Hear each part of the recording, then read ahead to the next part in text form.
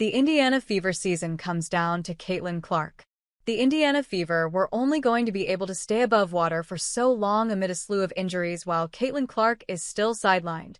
The Indiana Fever dropped a second game in a row to a team below them in the standings, falling to the Washington Mystics after coming up short against the Dallas Wings.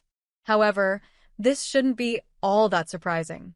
The reality of the situation is that the Fever are simply ravaged by injuries and we're only going to be able to stay afloat for so long, especially with the WNBA season seemingly adding weights around the team's ankles as it goes along.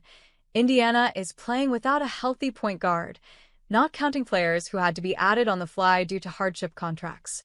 The latter scenario did previously work out with Ari McDonald, whose season-ending injury was particularly crippling, but it's hard to ask for lightning to strike twice. And all of the above only adds to the obvious, that Indiana's best player is still out of the lineup. It shouldn't have taken a genie to see that struggles would eventually find the Fever in the absence of Caitlin Clark. The Fever have now fallen under .500, with Clark sidelined, with the void of the superstar point guard only becoming more glaring as the team tumbles in the bunched-up WNBA standings, while attempting to jockey for playoff position, following the loss to the Mystics. Fever standout Sophie Cunningham issued a bit of a rallying cry. Cunningham asserted her belief in the team. "Yeah, I just think that we've had some hard injuries this year. We've had some different lineups and roster spots.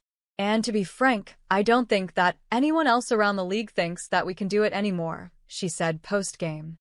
"But I think that our group does. And I think that we just have to get that confidence back. When we're clicking, offensively, defensively, we're scary.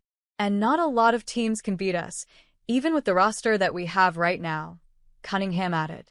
That as she maintained the squad needs to rediscover a dog mentality. It's a nice sentiment, but it's hard to imagine the undermanned squad can emerge from said struggles without the catalyst that Clark can provide. Clark has been on the bench for so long that it seems some have forgotten what her impact truly is. Number 22 is a generational playmaker who gets picked up way up the floor by opposing defenses due to her gravity and penchant for pulling from a logo. This makes things easier for everyone else around her.